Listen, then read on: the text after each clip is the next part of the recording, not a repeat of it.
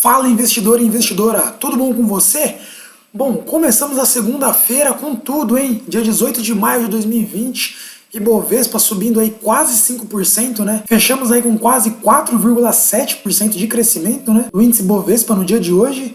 Bom, isso se deve por alguns motivos que eu vou apresentar para você aqui hoje no resumo da bolsa, então vem comigo. Bom, a segunda-feira começou com uma boa expectativa logo pela manhã, com as bolsas, tanto as bolsas americanas quanto as bolsas europeias, com crescimento de 2% nos seus índices. O preço do barril do petróleo também subindo 6% no dia de hoje, logo pela manhã. Isso se deve por alguns motivos. Primeiro, a fala do presidente do Banco Central Americano, que é o Fed, né? Falou que há uma grande probabilidade de uma reabertura dos mercados e da economia para os próximos dias ou para as próximas semanas, desde que não haja uma segunda onda do coronavírus, é claro. Essa fala animou os investidores pelo mundo, já que o Banco Central é quem dita as regras do jogo, né? E se o próprio presidente do Banco Central está dando essa notícia de que pode haver uma reabertura da economia nos próximos dias ou semanas, isso deixou o mercado quente e os investidores empolgados. E aí, no comecinho da tarde, veio a grande notícia que fez aí, pelo menos aqui no Brasil, nossa bolsa chegar aí a quase 5% de valorização, que foi o desenvolvimento de uma vacina. Ainda não é uma vacina oficialmente. A companhia americana Moderna desenvolveu, né, uma vacina e testou em 45 humanos. Por hora, as informações que eu apurei ainda não teve nenhum tipo de efeito colateral. Foi um sucesso, entre aspas, mas eles ressaltam na nota oficial que eles emitiram que precisa de fazer ainda novas avaliações para confirmar a eficácia dessa possível vacina. Ainda não é oficial, mas conforme os testes foram aumentando, tiver mais dados de que não há nenhum tipo de efeito colateral nas pessoas que foram testadas e que realmente essa vacina tem um efeito concreto de atacar o vírus, nos próximos dias já poderemos ter aí uma vacina. Mas a companhia americana Moderna também informa que essa vacina ainda vai levar provavelmente alguns meses para ser distribuída para todo mundo. Mas só o fato dessa notícia ter sido soltada de que há uma possível vacina já fez o mercado e todo mundo subir. Porém, aqui no Brasil, nem tudo são flores, né? A gente sabe como o Brasil é. Eu tenho duas notícias ruins para trazer aqui para vocês no resumo da bolsa de hoje. A primeira notícia ruim é que tivemos uma retração no nosso PIB. Saímos de uma retração de 4,11 para 5,12. Ou seja, nosso PIB está regredindo conforme ficamos em quarentena. Cada semana que a gente fica em quarentena, cada mês que a gente perde, a gente vai recuando ainda mais no PIB, e isso é muito ruim para o crescimento do Brasil. Bom, e o segundo fato ruim que eu tenho para trazer no dia de hoje é que tivemos um aumento na nossa inflação. A inflação acumulada para o ano de 2020 até o momento, hoje, dia 18 de maio de 2020, é de 2,96. Se a gente for levar esse número até o final do ano, se a gente mantiver esse ritmo de inflação, a gente vai finalizar o ano com uma possível inflação de 8,2. E é claro que cada semana que a gente passa de quarentena, com a economia parada, esse número pode aumentar ainda mais. Então, com a expectativa que temos até o momento, é de 8,2 para a inflação de 2020, podendo aumentar ainda mais esse número conforme os impactos da economia devido a essa quarentena em todo o país. Bom, essas foram as notícias, tanto internacionais, a fala do presidente americano, quanto as notícias nacionais, queda no nosso PIB, aumento na inflação e etc. Vamos falar agora de ações, vamos falar de empresas, tá? Eu tenho 3 empresas para trazer aqui hoje para vocês. Vamos começar primeiro pela Eneva. Bom, para você que não conhece, tá? O código tá aí, ENEV3. Bom, a Eneva é uma empresa brasileira, tá? No setor de geração e exploração de petróleo e gás natural. E também atua na comercialização de energia elétrica. E ela apresentou os números do primeiro trimestre de 2020. Vamos lá, quais são os principais fatos dos resultados da Eneva nesse primeiro tri. Bom, ela apresentou bons números nesse primeiro trimestre, teve um EBITDA muito bom, que foi de 432 milhões, sendo esse o melhor trimestre da história da companhia. Representando aí, esses 434 milhões representam um crescimento de 27% em relação ao seu último tri, que foi o quarto tri de 2019. Então, um fato muito relevante aí sobre a Eneva, tendo um aumento no seu EBITDA, o maior EBITDA da sua história.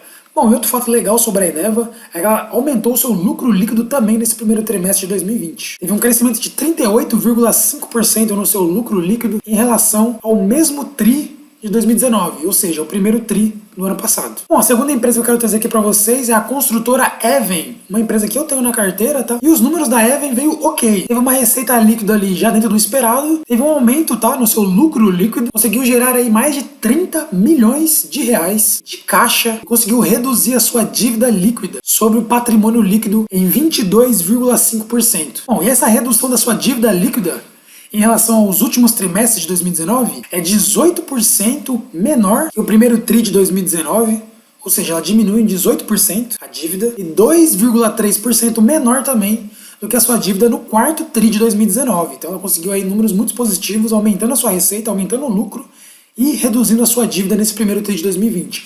Mesmo com os estandes de venda fechado, mesmo com a quarentena, principalmente aqui em São Paulo, onde a Even tem boa parte dos seus imóveis, mas ela conseguiu números muito bons. Bom, um fato negativo, que já era também esperado, é o baixo número de lançamentos, né? Não conseguiu fazer novos lançamentos de imóveis nesse primeiro TRI, já que todas as suas estandes estavam fechadas, como eu já mencionei. Consequentemente, a sua receita líquida foi um pouquinho menor, 16% em relação ao primeiro TRI de 2019. Bom, vamos falar agora da terceira e última empresa do dia de hoje, tá? Aqui no resumo da bolsa, que é a Suzano, tá?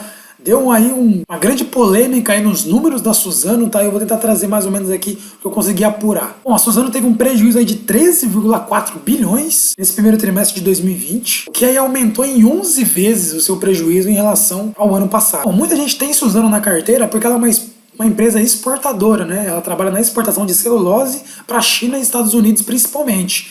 Ou seja, ela é uma empresa dolarizada, ela recebe em dólar para fazer essas exportações. Bom, com o aumento do dólar, criou-se uma expectativa que os números delas viriam um pouco melhor, mas não foi isso que aconteceu. E a gente tem basicamente um motivo que pode explicar por que ela teve esse prejuízo aí de 13 bilhões. Eu vou tentar explicar aqui para vocês. Existe uma coisa chamada variação cambial monetária. Nada mais é do que a variação da própria moeda, ou seja, a variação do real perante o dólar, do real perante o euro, ou do peso argentino perante o ien, e etc, etc. São as variações de moeda para moeda. E a Suzano tem uma dívida em dólar. E a gente sabe que houve uma grande variação do real perante o dólar desde o começo do ano. Como o dólar subiu, a sua dívida atrelada ao dólar, consequentemente, subiu também. E no fechamento do último trimestre de 2019, o dólar estava a R$ 4,04. E a sua dívida estava em 11,2 bilhões. Se a gente pega esses 11,2 bilhões e converte para reais com dólar a 4,4 lá em dezembro de 2019, dá um total aí de 45 bilhões de dívida. Essa, então, era a dívida da Suzano no fechamento do último TRI. Bom, porém agora, no fechamento do primeiro TRI de 2020, o dólar aumentou perante o real. Tivemos uma variação cambial aí. O dólar, no fechamento do primeiro trimestre de 2020, estava a R$ 5,20. Ou seja, a diferença cambial aí é de R$ 1,16, que é 4,4 para 5,20. Então, se a gente pega esses 11,2 bilhões que eles têm de dívida e multiplicamos por R$ 1,16 a mais, que foi a diferença cambial que tivemos, vai dar esse aumento na sua dívida. Mais ou menos esse é um dos motivos que fez a dívida da Suzano aumentar tanto e ela ficar nesse prejuízo, nesse déficit, nesse fechamento do primeiro trimestre de 2020. Bom, estamos chegando aqui na reta final do nosso resumo da bolsa. Vamos apresentar aqui agora as top 5 empresas que mais subiram no dia de hoje e as top 5 que mais caíram também no dia de hoje. Bom, começando pelas altas, tá? Bom, em primeiro lugar, a empresa que mais cresceu no dia de hoje foi a Azul, Companhias Aéreas Azul, subiu 29,87%. Em segundo lugar, a CVC, uma companhia também de turismo, ou seja, a top 1 e a top 2 está relacionado com viagens, né, com voos, com turismo. Então, uma possível reabertura dos aeroportos e dos comércios, né, para os próximos dias e semanas. Já fizeram aí duas companhias que têm a ver com esse mercado crescerem, né? Então, a CVC ficou aí em segundo lugar com 19,24%. Em terceiro lugar, a Braskem, uma empresa química, 14,97%. Em quarto lugar, a Gol, mais uma empresa aí do setor aéreo, subiu 14,46%. Em quinto lugar, a MRV subiu 13,82%. E em sexto lugar, a Udux, que nada mais é do que a Estácio, uma empresa de educação, subiu aí 11,5%. Então a gente percebe aí que das 6 empresas, 3 têm a ver aí com turismos, com viagens, ou seja, com a economia voltando ao normal, os aeroportos sendo abertos novamente. Com certeza essas empresas vão voltar a dar lucro. Bom, e as 6 empresas que mais caíram no dia de hoje foram, em primeiro lugar, a Minerva, tá? Caiu 9,94%. Em segundo lugar, a própria Suzano, como eu já citei aqui no resumo da bolsa, né? Já ter ficado no prejuízo nesse primeiro trimestre, os acionistas não gostaram disso, então teve uma queda de 8,55%. Em terceiro lugar, a Klabin, que também é a concorrente da Suzano aí na exportação de celulose, né, caindo 7,96%. Em quarto lugar, a Marfrig, uma empresa de exportação de proteína animal, caindo 6,62%. Em quinto lugar, a JBS, também no setor alimentício aí de exportação de proteína animal, caiu 6,60%.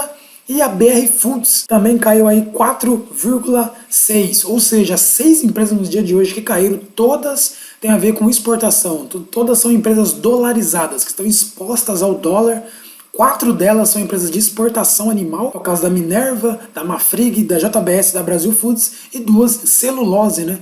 Ou seja, todas as empresas que têm forte exportação em dólar, estão com risco em dólar, estão caindo devido à alta do dólar. Não deixa de conferir os links que estão aí na descrição para você poder montar uma carteira, para você aprender como fazer análise de ações e também como montar um negócio online, tem tudo aí os links. E se inscreve no canal, deixa seu like. Eu sou Fernando Carvalho, esse é o Bolsa em Ação e até a próxima.